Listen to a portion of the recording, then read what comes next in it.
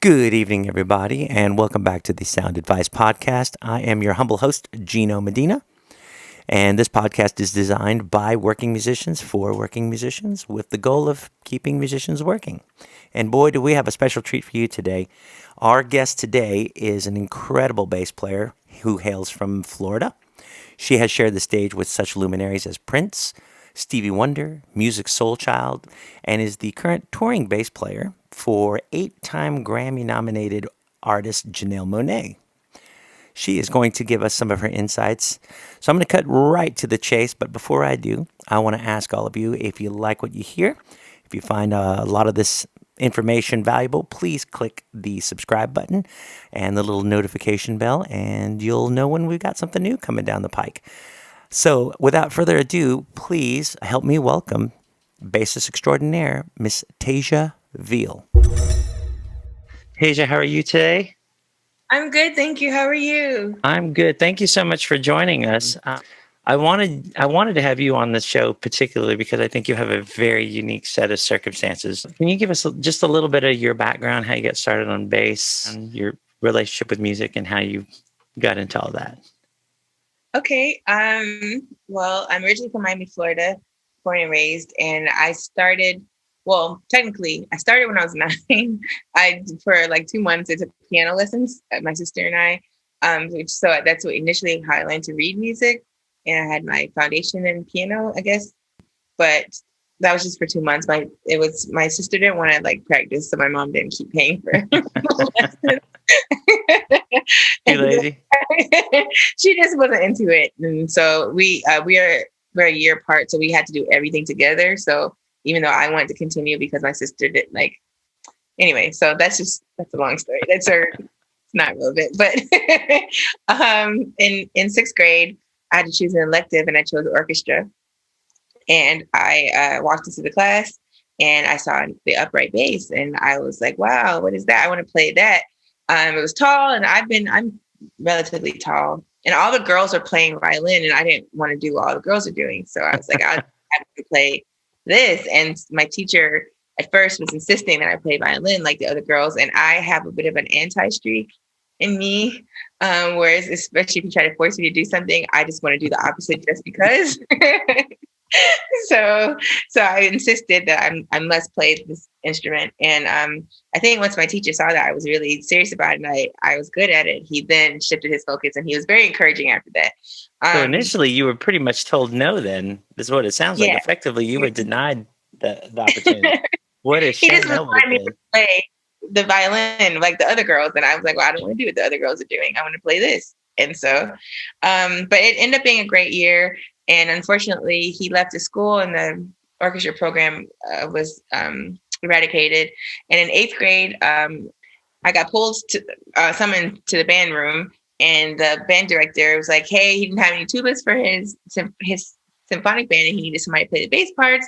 And somebody said that I was a former bass student, so the school had an old Fender, and he's like, "Take it home, play around with it, and if you would play with us, that'd be awesome." So I took home the Fender and figured things back out and played in the orchestra program. And I got recruited to play for a spring concert for this performance magnet program, high school. And I didn't realize, I guess that was my live audition. I didn't realize that at the time. But I It's played for probably this. a good thing they didn't tell you. Yeah.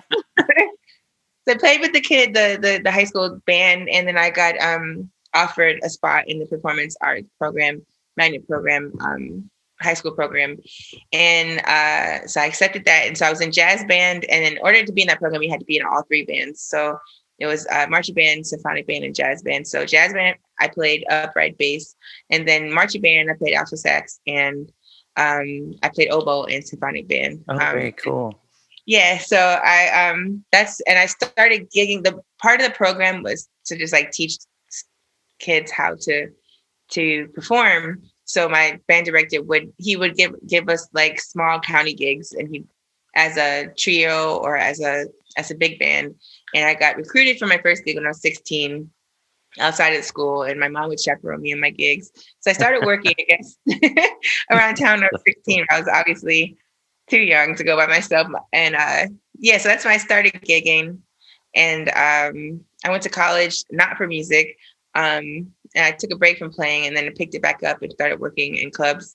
And I started playing for church. And then fast forward several years, and I got a. I'm sorry. Am I going on a tangent? No, I don't well, know. you're covering a lot of ground, but that's perfectly fine because some of this is you're saving me the oxygen. I'm going to want 190 for having to ask, but Sorry, I'll stop here, and then we no, can keep. that's that's totally cool. So, it's given that your background was originally with being a classically trained pianist, you've always been reading music, Mhm. pretty Yes, much I definitely forgot from the. to read it. Now, I learned to play by ear until I started doing club gigs and things. did you find that it was advantageous for you to be really adept at reading and then going to an environment where you didn't have to read so much? Or did you find yourself relying on charts when you were doing these first club gigs? I know I expected charts, and it was just like, you know what? But to be honest, my band director, I remember senior year, we were playing some songs, and he came and he took my stand away. He was like, "You played the song all year. You need to like not read it anymore. You just need to play from your heart." And I was like, "What are you talking about?" Like I didn't understand what I guess he was trying to teach then. Like, you need to be able to feel it. Yeah, the first it was. I remember the gig very clearly. But here's another fun fact. I might have also been. I just thought about it. It just hit me right now. My dad and I grew up. My dad, we bonded over music. And it was a lot of old school soul, which is very dear to my heart. Which is You talking like Donny Hathaway, old school yeah, like soul, Earth and and Fire. So like Birdie White. Like I've loved Earth and Fire since I was in oh the yeah, third grade. And so like Birdie White or like James Jamerson. He's my favorite bass player. I oh love yeah, all Motown, old town. Yeah. So like yeah. that. While I consider myself like big band bred, but I still my music appreciation was also deeply rooted in old school. So a lot of times my dad would be like, "Hey, here's this song, try to play along with it." And so I somewhat understood, I guess, having to pick it up. But not professionally the first time was the club gig. It was just I didn't know what to do with that. But and especially I'm gonna be honest with you, also playing for a church, playing for gospel church in particular, that I feel like that's what developed my ear the most because gospel music is not for the faint of heart. And it's a lot of parts, it's a lot of movements, and there are no charts Oh ever. man, the first thing anytime somebody says gospel, I think back to my time in Detroit, and I think of Fred Hammond and Commissioned. Oh Those yeah. cats are that band is cold, and some of those changes, some of the chords that that's some chord. I don't even know what do you call that chord? Is it a flat 9 and sharp 13? All these crazy. That's my downside is I don't read music as well as I should. But man, yeah, you're right, man. Gospel music, man. It's not for the Build your faint of heart. ear. No, you have to have your ear. You have to. And mad chops. Gosh, those gospel man. So yes, it was a little jarring at first, but I do appreciate both sides, and I feel like both. If you can read, great, but also playing. People shouldn't discount being able to play by ear because that is an important skill to have as well.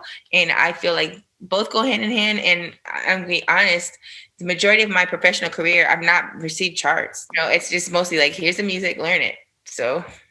So were you just given like the original recordings and said, "Here, have at it"? And Mm-hmm. now you're kind of if I hopefully it's okay to bring it up, but you're the touring bassist for Janelle Monae, correct? Yes. Which I remember when I found out about you getting that gig, I was so thrilled. And I think I found out because I think I'd asked you if you could sub for me on a club gig, and at first you were like, "Yeah," and then you're like, "Oh, I'm sorry, I can't. Something came up," and then that's how I found out you got the gig. I was so happy for you. Um, Thank you. but so you kind of play a utility role in that band. You're not just playing bass, but you're also doing a little guitar and some synth bass too, right? Yes. And then you got Yes. the choreography going on. And And see, I then, did a lot and singing back BGVs. So. yeah, I was going to ask you if you were doing that because I was listening to your single "Go" earlier, and just because it's just man, those chord changes again. See, Oh, I can thank tell you. those influences, that gospel influences. Some of those chords, like I couldn't write that chord down. I don't care how you spell it. I wouldn't know how to write it because there's some cool changes, and you sound great on it. But preparing for a gig at that level, you've got the songs, the individual parts, you're playing different instruments, choreography. You've got all these things going on at once. What does it take? What's the psychology behind preparing for that kind of a show? You have to be really disciplined and like focused on a gig, like especially like a pop gig. Like you really, the goal is to sound like the record. Like it's not a gig where it's allows you to have much creative expression. So if you have to be okay with playing the part. And I feel like I enjoy playing the part. I appreciate it for what it is.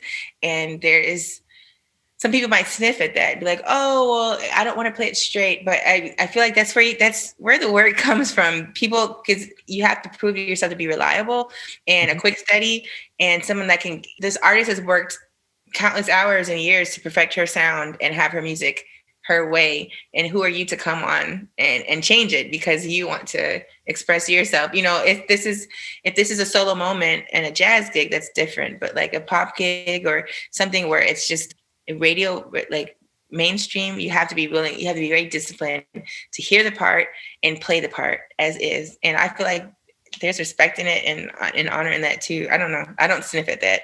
I think that's a really cool perspective. When I asked that question, I was just curious how you generally prepare for that. But as a listener, when I go to a concert, I expect the song from an artist to sound a certain way. Yes. And I never really considered, if you're hired to play in this guy's band, or this lady's band, or whatever the case might be, you're right. You're being very respectful to the artist's vision, and in turn, that makes the guy in the audience like me happy. And yes. that not once, believe it or not, as long as I've been playing music, not once did that ever occur to me. But so, what is it about your personality, your work ethic? How did you develop that level of discipline to get from playing clubs to playing arenas and being featured, on late night TV and all kinds of cool stuff?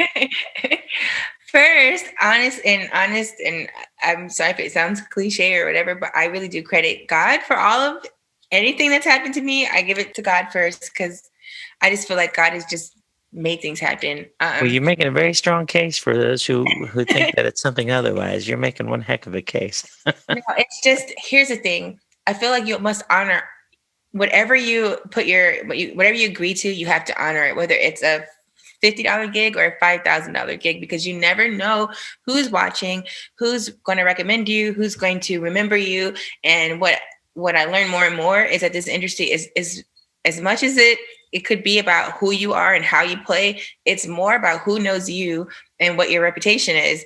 And I feel for example, the first tour gig I ever got was with Musiq Soulchild, and I still to this day don't know how his people found me in Miami on MySpace with one picture. I don't know, but I got that gig changed my life. It was, it was my first tour experience. I spent my 25th birthday on stage at the O2 Arena in London. Oh my God, that's so cool. Like so this is cool. coming from, and this is before I didn't even understand that touring could be a life, like a way of life. And I went to Japan that year. We did 2 US tours. And then when that ended, I decided I want to do this full time. And I had planned to go to LA. And I just kept feeling like God told me to go to Atlanta. And I never wanted to live here. Like Atlanta was never a dream of mine. Yeah, but I just kept feeling like that's where you're supposed to go. And so in January 2010, I moved to Atlanta on faith. And that first year, I was trying to get in on the scene. So I was taking gigs left and right and just filling in and subbing, and whoever would let me play, I would play. And I didn't remember it until it came up later. I know I apparently subbed at a church here in Atlanta. I met the drummer. It had a good experience. And fast forward, that same drummer that I subbed with that one time at the church remembered me and happened to be best friends with Janelle's then MD. And the MD mentioned that he was trying to find me. And the guy's like, I know her. I have her number. And he passed my number along to Janelle's MD. And 2 weeks after that, I'm on stage with Janelle with Prince. That's so cool.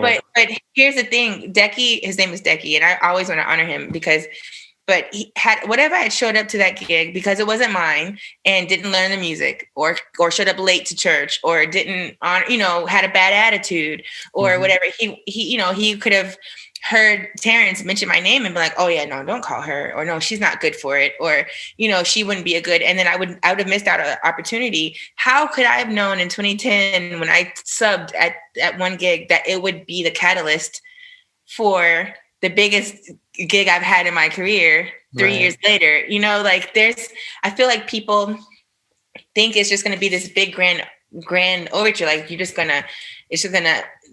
if it's a Bible principle, either if God can trust you with what's small, how can he trust you with what's big?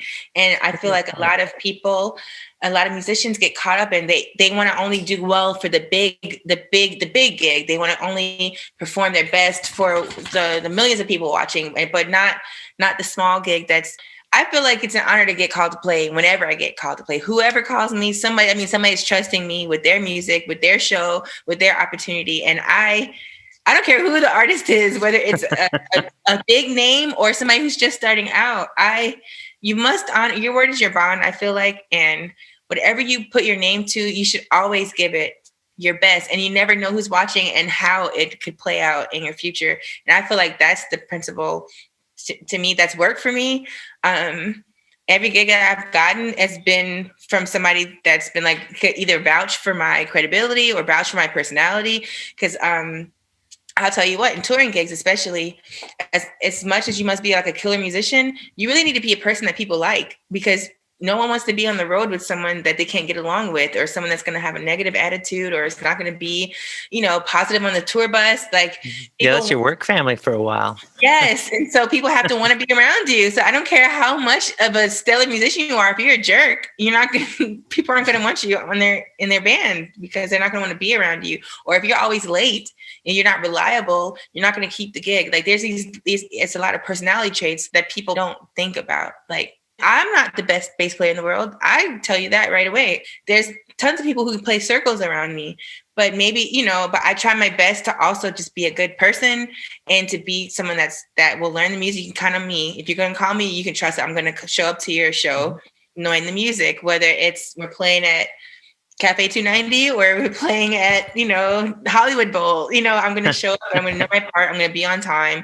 I'm going to do what's asked. And then with a positive attitude, I feel like those are the things that keep you working and keep your name good in the streets, Yeah, I will say this, having had the pleasure of working with you personally, you are not just paying lip service to our listeners. This is actually how you really are.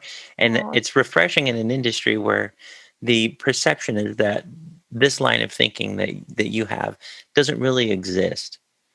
You know what I mean? It's the business. It's typically relegated to the business side of things, how things are ran. So I think a lot of people will find that refreshing. One of the tricks that you taught me at a gig, because I've worked hard to prepare for different kinds of gigs for different situations, and there's a lot of times when I feel like, yeah, I got this, and then there's times when I feel like, I don't know how I'm going to get my head around this, but we all devise strategies and tricks to either get it down or find a way to cover. I don't want to admit that, like I sin on stage, but don't tell anyone. You had a very clever trick that you played, that you would do when you weren't certain, or I think you weren't certain, I'm not sure, if you weren't familiar enough with the song or where the change went. I remember never feeling like the bottom fell out, but you would like mute like your low B string and like thump rhythmically to it until I don't know if it was until you realized where you were in the song, or just if you were, I don't know if it was a certainty thing, whatever, but it was such a clever device to get through the song without any hiccups. Because I remember you telling me about it afterwards. I'm like, I didn't even notice. Do you have other things like that you rely on when you're in a tight spot? It's definitely, making it more percussive feeling. So at least you're still locking with the drummer. And like you said, you don't want, as a bass, it's very obvious if bass just drops out. Like, that's just bottom of the glass. It's all gone. Unless it's supposed to drop out, but then, and I tell you, I think most bass players know this trick is you just throw a slide in there, and everyone's just like, "Whoa, what is that?" And meanwhile, you're just like, "Oh." Mm. But I I always mean, thought it we're, worked. we're human. We're fallible. Nobody's perfect. You're not gonna always. Just the other day, I literally just 2 days ago, I was playing for a church. I was so focused on not messing up that I totally skipped ahead to the bridge. And once I realized it, you just kind of just like, hey, my band director used to say, you need to make, even if you make a mistake, make it feel intentional. So you just have, it requires like really quick thinking. You can't freeze. If you make a mistake or you forget or whatever, you just have to figure out, how can I recover quickly and make it feel like it was intentional. And I feel like if you listen to like old school songs, I think if you pay attention, you could hear when someone was like, oh, they didn't mean to do that, but then they made it work still, like you had to Is it be my quick like on your. those old 70s recordings when they were Yeah, you can recording hear. You'd live? be like, oh, I don't think you meant to do that, but hey, it works, and now it's iconic because it's set in stone. So If you get a chance, Tasia, listen to the bass on Maggie May by Rod Stewart. okay, It's that 70s bass. It's real distinct. The yeah, guy's overplaying. It's a great take, but you'll hear the mistakes in there. But I love that. I love that about the time. Like yes, nowadays, a lot of people delete their ugly pictures, and there's so many cool old pictures that were mistakes that are hilarious. I have an old picture of my dog running out of a shot, and I remember thinking when I took that picture, "You darn dog!" But when I saw the picture, you drop the little thing off at the photo booth, and you get your film back. yes. I saw the picture of the dog. It was hilarious because it's just this big picture, and you can tell it's that stupid dog. It's just funny. But anyway, so you do music full time. You don't have like a gig at a retail store or nothing. You're musical director of your church in Decatur, Georgia, correct? Yes. Well, I recently changed to another campus. Okay. Same church, just the main campus, and slightly different job. But yes, And this everything's is music only. tell me a little bit about your role in your current position. Well, now, so the church I work for, I don't know if I should say the name or not, but Oh, anyway, it's cool if you say the name. Yeah, okay, that's cool. it's North Point Church. So North Point Ministries, Andy Stanley's the pastor, and there's 7 campuses. So I was music director at one of the campuses, Decatur City, up until December, and I got offered a new position at the main campus, and it's a new role. I'm contractor relations director. So and essentially, I'm now going to be like a liaison between the musicians and staff, since I've Oh, worked in okay. both capacities. So I was a contract musician with them for a few years, and then I worked on staff as a director, music director. So I have the best perspective from both angles, and they're just trying to make the contractor experience better. And so I'm in place to just kind of be like the go-to person for musicians to come to if they have issues, or if they need kind of like a representative for them. Union rep. Essentially, yeah, that's how it's going to work. Kind of like that type of role. Yes, which really speaks to me, because I really do have a love for people, and I do understand what it's like to be a musician, and I understand the musician mind and mindset, especially working within this network. And so I think that I have a lot to offer. So I just literally just started it this month. So Congratulations. It's very thank cool. you. Thank You you. you do have an interesting perspective being on both sides of the equation. I guess in this role, there's an opportunity to be an educator of sorts. Yes. Let's pretend I'm a relative newbie to the whole music thing, and I'm cool right now. I got a couple church gigs and I got a couple club gigs. I'm trying to get to the next level. What can I do? Let's just assume that I'm a pretty decent player and I'm pretty reliable and I'm a pretty okay guy. Nothing spectacular, but in case a fire break glass, I might be that guy. Who knows? What can I do rather quickly to get from where I'm at now to where I'm getting calls from higher tier musicians? Um, First, I say network. Like, that's really important. You got to put yourself out there. If no one, sees you, how can people know to call you? So never be afraid to go to like an open mic gig, or situations where you can be around other musicians and play and showcase your skill set. Open mics are great because people can see how you operate in a pinch. You're on set, you don't know what songs are coming, That's a good point. So people can see how adaptable you are, how you're able to recall music or figure it out on the spot, and how well you work under pressure. Open mic gigs can be intense. They just, but how good you make it feel, how fun of a person you might be, how it's a good place for people to get to know you as a person and as a musician. I would definitely say, especially in the age of social media, which wasn't necessarily strong for me when I was coming up as it is now for those, like you could just really use it to your advantage, but also it could really work against you. People, I think you need to be mindful of what you put out there because it doesn't go away ever. And people, you never know who's watching. Your social media is reflective of who you are, or at least you want it to be. You want people to get a sense of who you are. For example, I know it's really tempting to let's say the Grammys are on and people do like live commentary, and they're picking apart performances or things like that. It could be fun in the moment, but you never know who's. Sure. I know somebody who lost a gig because they were making disparaging comments against the artist, and the artist was like, "You look what you're saying about me." So they lost their gig. That happens on a lot of levels. Even just the backlash, even if you don't lose the gig. Justin Timberlake, gotta love him, but he said a few things about Prince that were questionable in terms of whether or not they were respectful or not. And then he got a backlash from that. And then, of course, after we lost him, he performed the tribute thing. Yeah. And I think he genuinely has a great deal of respect for Prince, but, he had to go through that. Yeah. Sorry I said that. And like, here's some props, I really do respect the guy. I mean, what musician doesn't? You're right. It's always there. And you bring up an interesting point about adaptability to open jams. If I were going to give somebody advice about open jams, it would be to not let your disappointment be seen on stage if you have that. Because and maybe this makes me a musical snob, and this might be one of the things that kept me from playing guitar for Eddie Money or some classic rock dude. I don't think of myself as a judgmental person, but when it comes to music, I have a bad habit of picking performances apart. Like I went to see John Mayer at Phillips Arena with my cousin, and he'll do it with me. He's an enabler. I'll blame him.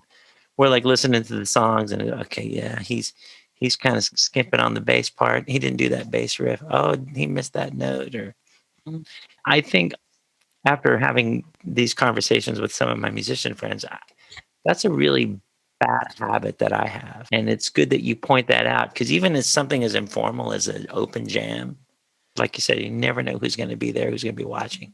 So I'm going to put that out there since you reminded me of it. Not that you need me to tell you, but whoever's listening. No, we're all in the same boat. We're all just trying to make it. I try to be encouraging, to other musicians. Your career is not just doing well musically. There's some additional benefits to being in the situation you're in, and that some of the products that you endorse, these are great companies you're working with. And is that a result of landing the gigs that you had, or did those come along the way as your notoriety increased? No, they definitely came with the higher tier gig because visibility is a lot higher.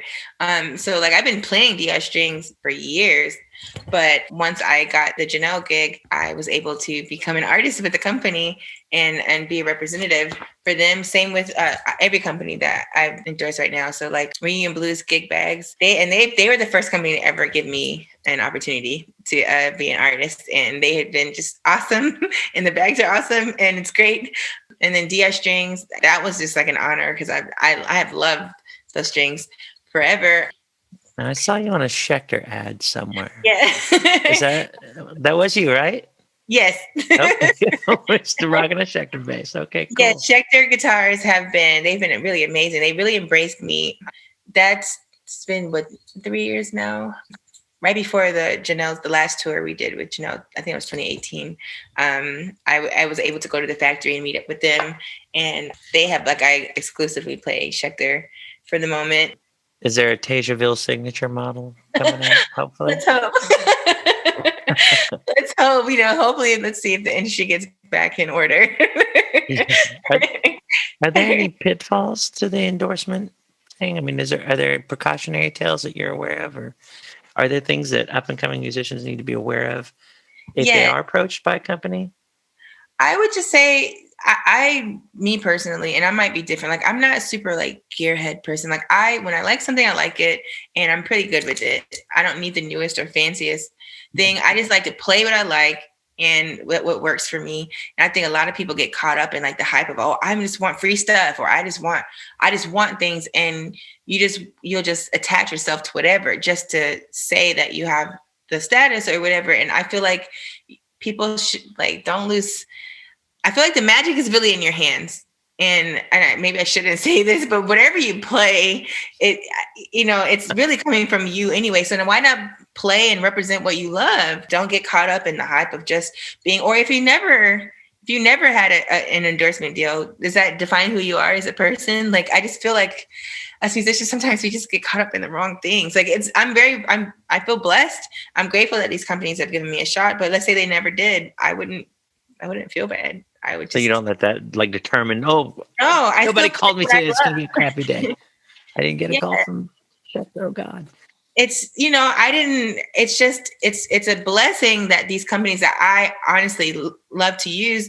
I also am blessed to represent them, but I feel like it's got to be a marriage. Like, I have to like what I'm pushing too, and vice versa. They have to respect me. I have to respect them. Ampeg was the first amp that I ever played it's the first amp I ever owned when I was 16. It was a BA-115. I still have that BA. Are those ones you can tilt back like a combo amp? Yes, yes. And they got like 5 or 6 EQ settings.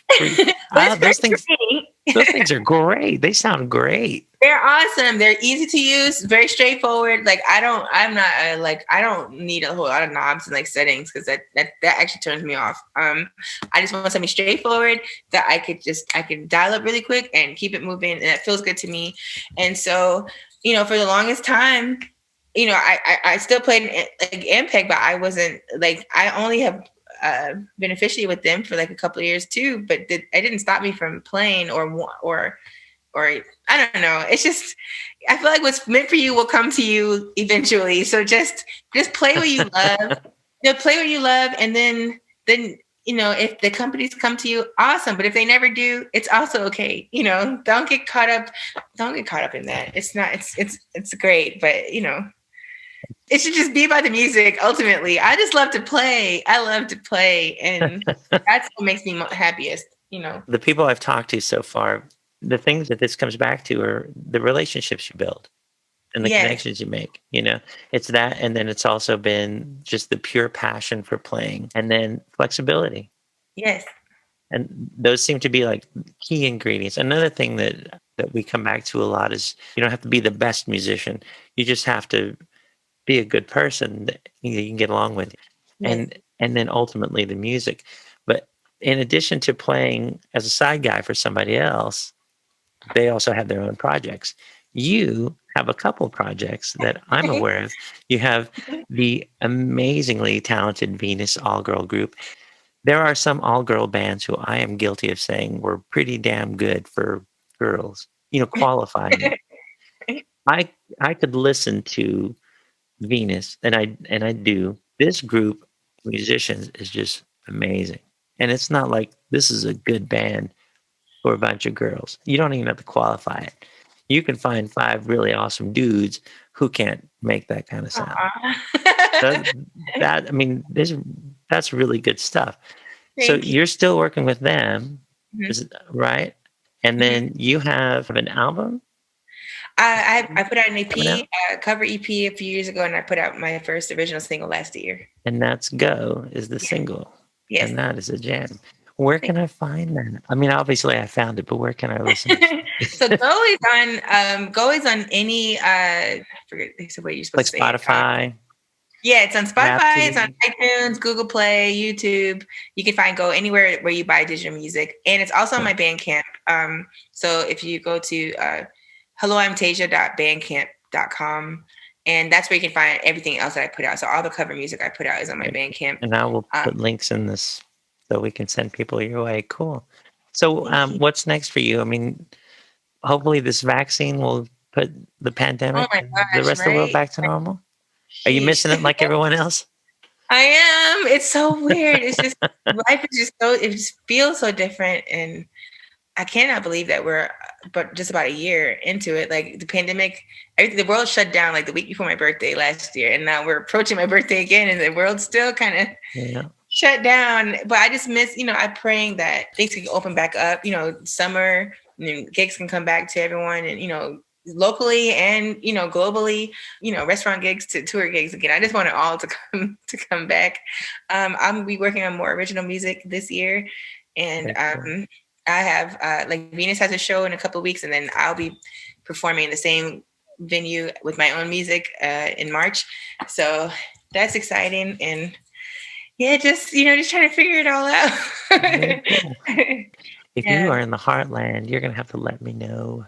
Oh yes, I would come and just scream. You probably wouldn't see me from the rafters, but I'd be screaming. No, like, of course. I would love for you to come, and I'd love to see you. I'd love to watch you guys play. It'd be cool to see. You can meet my girl. She's so cool. She's got such a good ear. She thinks she has zero talent. She thinks she's not creative, but man, she has some of the best ideas.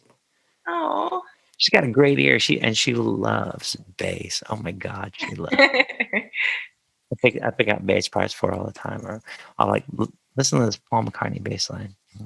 I was playing Penny Lane yesterday, and I was playing on my cell phone, and you know how great bass sounds on a cell phone. Yeah. I was just playing along on this cheap little Music Man bass that I got. It's the Sterling one. And you mentioned James Jamerson earlier. Paul McCartney, there's no question he rubbed off on him. That he rubbed off on Paul McCartney. Yes. There's just no question. Anyway, I went off on a tangent. See, now I'm guilty of it. It's okay. But yeah, hopefully you guys can get back out on the road soon, and hopefully we'll see you hitting the country and take us in town. Yay! Yeah. So if you're anywhere near Tulsa, let me know. I will. That's funny. I wish I had known. We did a corporate band gig in Tulsa last year. Had I known you were there, oh, you did? Yes. The last was the only fly date I did last year was with Perfect 10, the corporate band I work with. Yeah, and it was Perfect 10. Delly plays bass for them when you're not around, I think. Who? Delly used to play with them when you were around. Yeah. He's a good guy too. Anyway, I'm not going to keep you. I know you got things going on, Teja. I'm so glad you could join me. Thank you so much for Thank you for having me. I appreciate it.